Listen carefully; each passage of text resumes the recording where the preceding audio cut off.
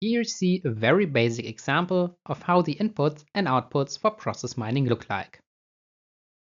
On the upper screenshot, you see a representation of a very simple event log.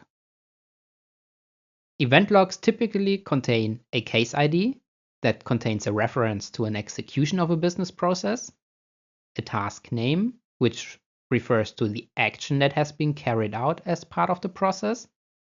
And this screenshot here also contains information on the person who carried out the action. And there is also a timestamp. Now, process mining algorithms can use this information to produce accurate process models that represent how the process was executed in the system. In the screenshot on the bottom, you see a process model that was generated using the event log from above. So you see the process starts with the activity file fine. Then the next activity is to send the bill.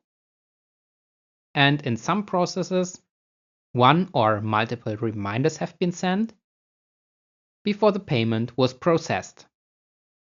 And the last activity in our process is to close the case.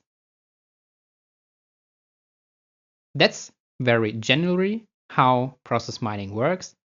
And later in this course, we will go much more into detail about event logs, their characteristics, and how to apply process mining algorithms, and more importantly, also how to choose the best process mining algorithm for your event log.